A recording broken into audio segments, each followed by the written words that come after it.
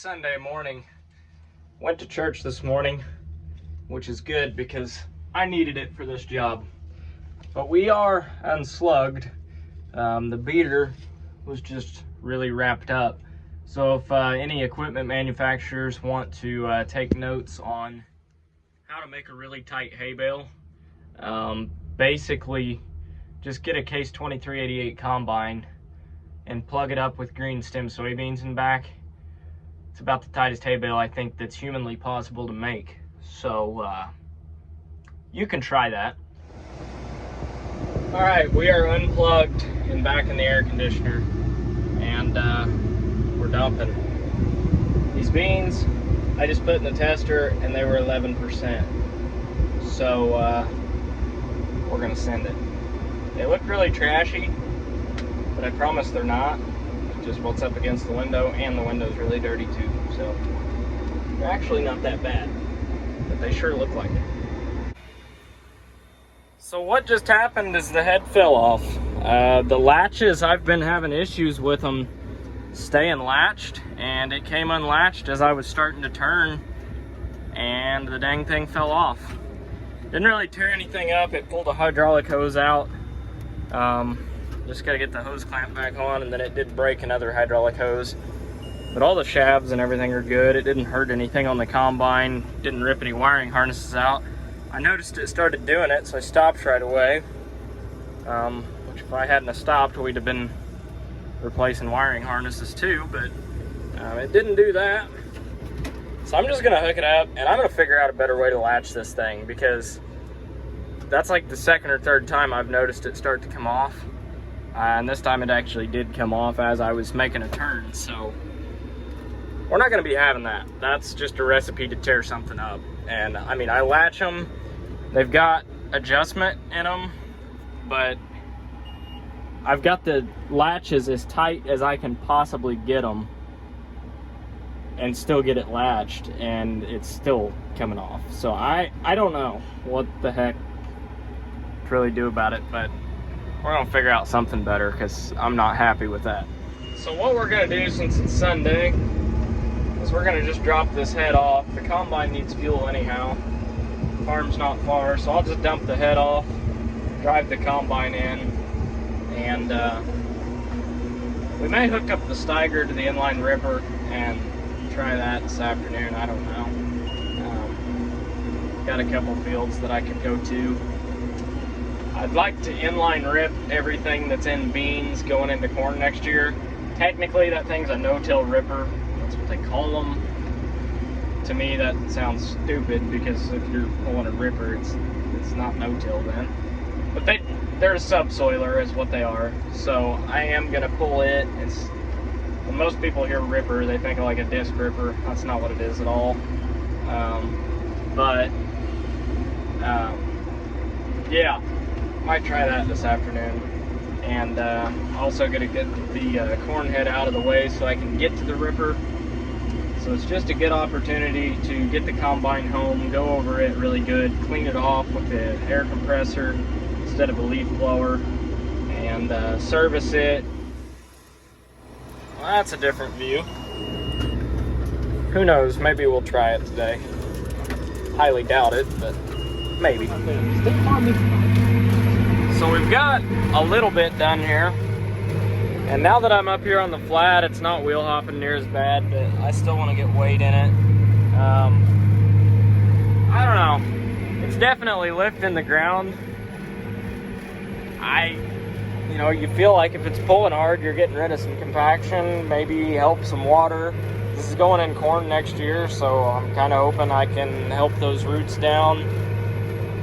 I don't know if I'm doing the right thing or not, but you don't know till you try. I've never ran an inline ripper, but I've heard good things, especially on the types of soil we've got around here.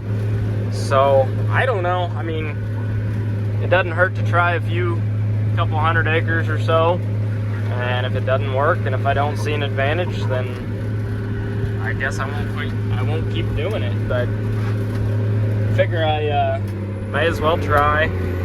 Now that brought us to a dead stop. You can tell it's scratching and crawling. It's not not really running out of power, it's running out of traction. But the RPMs are staying up there. It's just, it's scratching and crawling to pull.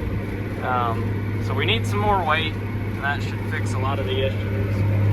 But you can see, I don't know if you can tell or not, that it's lifted up in between those shakes.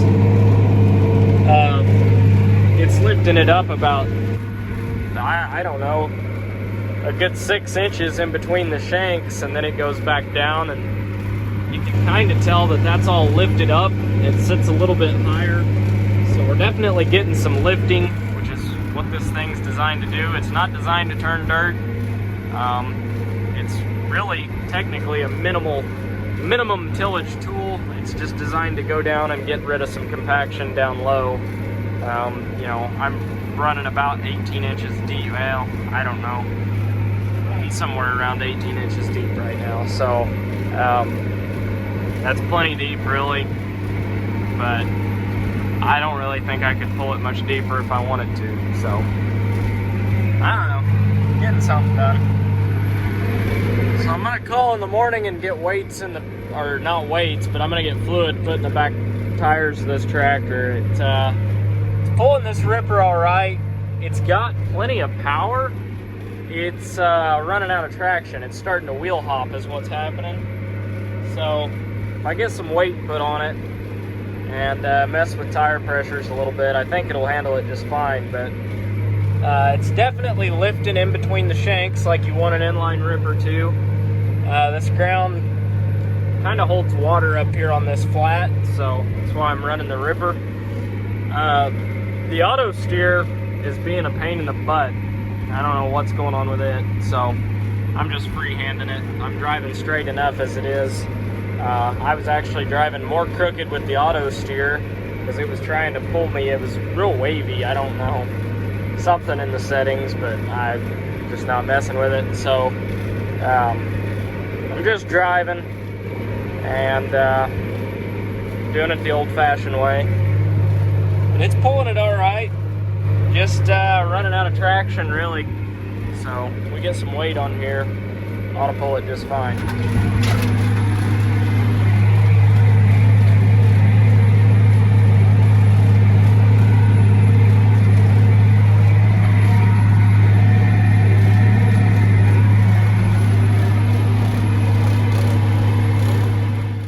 Well, hello from the grain bin. It's almost full. Probably get one more semi-load in here, but I'm climbing in here with the tester just to see where the beans are, because I might shut the fan off. So we're gonna test them here, see what they test, see what the fan does. So we're testing them here, but just by feeling them, I'm gonna guess they're dry. Even these green butter beans are or they're not swollen anymore. 13.7. So probably shut the fan off, put one more load in here, then kick the fan back on when I do that. Let it run for half a day or so. But I mean, 13.7, they're not wet. They're not dry, but they're not wet. I'm good with that. And I'm taking that from the very top. They're gonna be the wettest right here, because that air can come up through there to the sides better than it can right here in the middle. So we'll take a second test here. So you got to take a test with it empty, and then you fill it.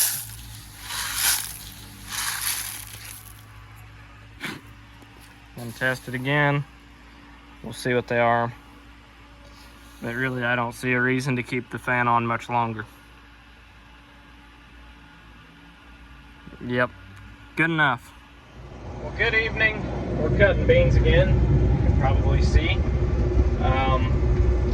I just started about an hour ago and it's getting ready to get dark. I'm just gonna cut a truckload tonight. We haven't been getting any dew the last few nights at all, so I figure if tonight's the same, I can get by with cutting a truckload. But got the hydraulic hoses fixed on the draper, got my latches a little tighter. I don't know, I still don't like how it's on here, but it's better than it was, so I don't know. and did some adjusting on the ripper. Buddy of mine, he made some stops for the hydraulic cylinders so it wasn't going quite as deep. Got to measuring how deep that thing was going, and it was no wonder that the tractor was struggling. It was going way deeper than what it needed to be going, so shallowed it up just a little bit. Worked on the corn head. We actually put Yetter stock devastators on last night on the corn head. Didn't record it. I should have. I didn't. But if you don't know what those are, you'll be seeing them in future videos. Pretty excited to try them though. And yeah, we're just basically took a day to service everything and make sure everything was in tip-top shape before we ran the wheels off of things. So that's what I did today. Not really much to it. A friend of mine is actually running the ripper right now, I think, in the bean field that I cut. Would have been yesterday, but tell you what, those beans, they will put a smile on your face. That's jumping over 100 in several places in this field, so it's definitely keeping that average up here. I'm kind of surprised it's not higher than 75. I mean, they're running in the 90s quite a bit, but there have been a few 40 bushel spots that just kill the average, but still 75, I'm happy with that, to say the least. Nice clean field. There's hardly a weed out here. This better dirt holds herbicide better, like it holds fertilizer better, and it yields better too. But some of that lighter ground, weed control can be a little bit of an issue, but I still wasn't unhappy. I had more issues with grass than I did any broadleaves, which are most people's main concern around here. And on the grass I did have, it was later season grass, well after when I sprayed herbicide. I mean, it was, you know, the only thing I'm really using for grass control is basically Roundup. So I don't know, I'm not unimpressed. I mean, the grass didn't really cost me any yield, I don't feel like. This late in the season, it really doesn't start to take off until the beans drop the leaves anyhow, because then the ground's not canopied, you can get sunlight between these rows, and that's when the weeds start coming. But I mean, hell, at that point, the beans are already made. You don't, I mean, it might make it look a little uglier and a little difficult to cut maybe, but other than that, I mean, they're fine. But even up on this hill, they're still hanging in the 80s, all the way up this pass. I mean, they're rolling in. So these Enlist beans, I'm pretty dang happy with.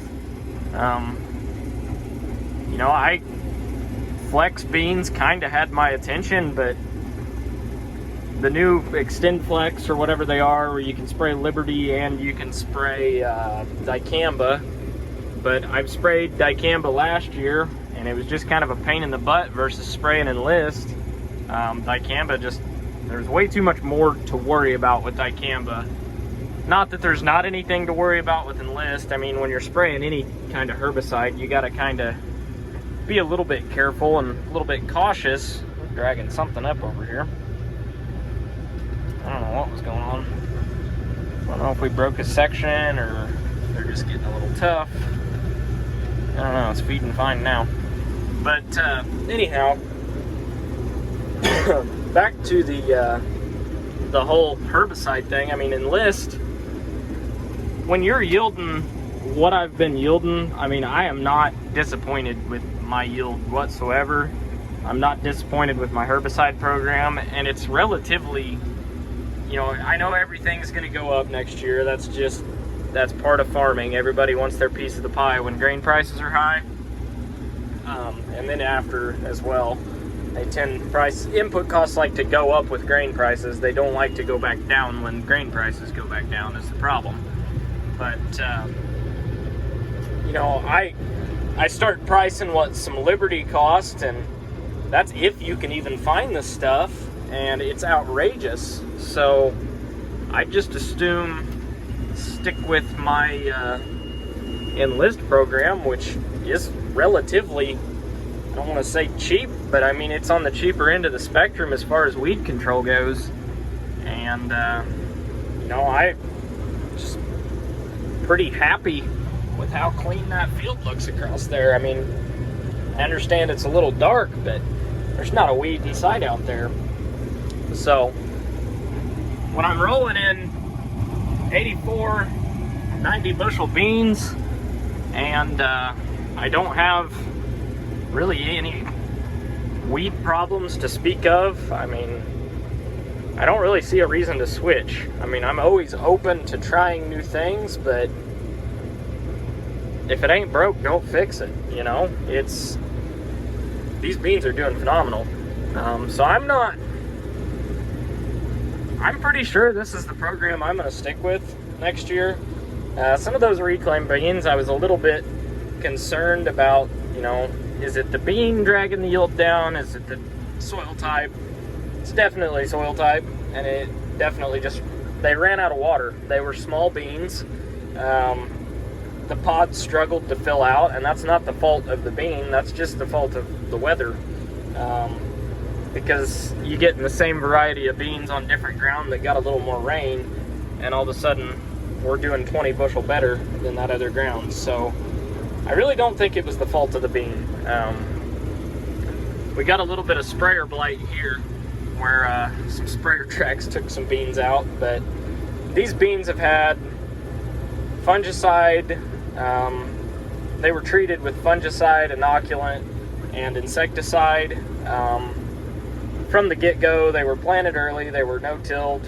All of my beans pretty much this year were no-tilled. This particular field has been no-tilled 3 years in a row now.